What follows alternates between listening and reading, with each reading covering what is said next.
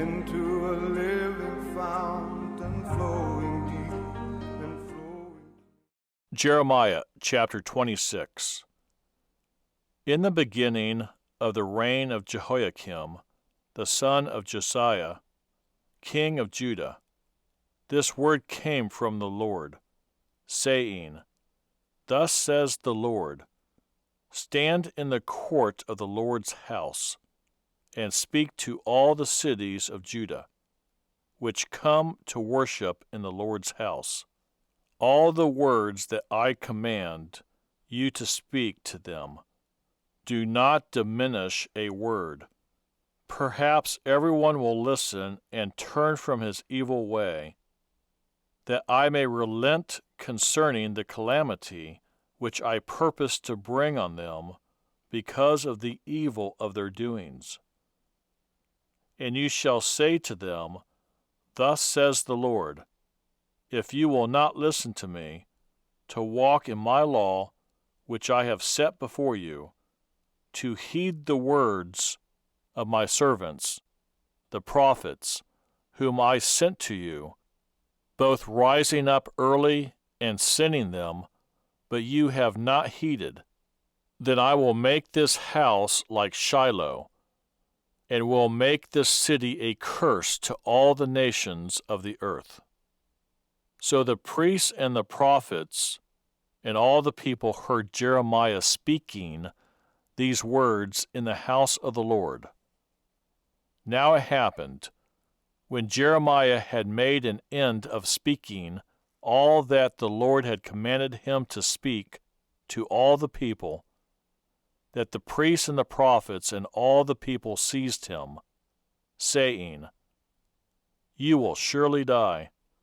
Why have you prophesied in the name of the Lord, saying, This house shall be like Shiloh, and this city shall be desolate, without an inhabitant?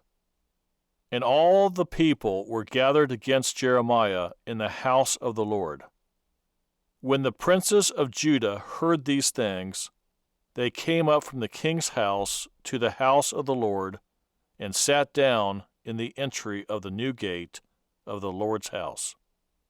And the priests and the prophets spoke to the princes and all the people, saying, This man deserves to die, for he has prophesied against this city, as you have heard with your ears.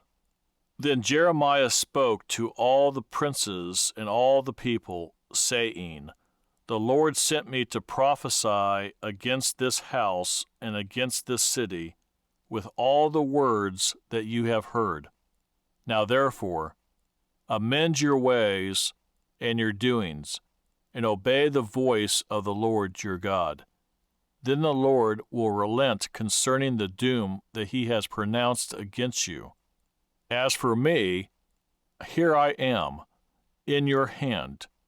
Do with me as seems good and proper to you, but know for certain that if you put me to death, you will surely bring innocent blood on yourselves, on this city, and on its inhabitants, for truly the Lord has sent me to you to speak all these words in your hearing. So the princes and all the people said to the priests and the prophets, This man does not deserve to die, for he has spoken to us in the name of the Lord our God.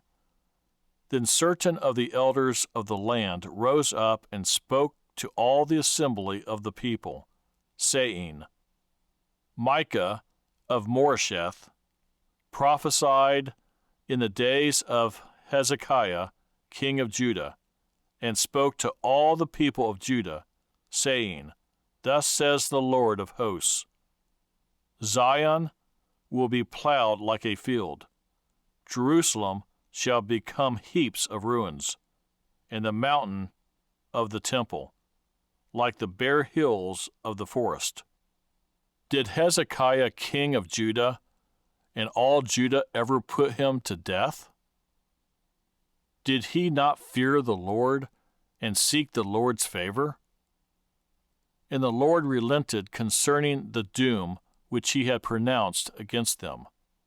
But we are doing great evil against ourselves. Now there was also a man who prophesied in the name of the Lord, Urijah, the son of Shemaiah of Kirjath-jearim, who prophesied against this city and against this land according to all the words of Jeremiah. And when Jehoiakim the king, with all his mighty men and all the princes, heard his words, the king sought to put him to death. But when Urijah heard it, he was afraid and fled and went to Egypt. Then Jehoiakim the king sent men to Egypt, Elnathan, the son of Akbar, and other men who went with him to Egypt. And they brought Urijah from Egypt and brought him to Jehoiakim the king, who killed him with the sword and cast his dead body into the graves of the common people. Nevertheless, the hand of Ahikam, the son of Shaphan, was with Jeremiah, so that they should not give him into the hand of the people to put him to death. But from my heart, I'd like to say that I thank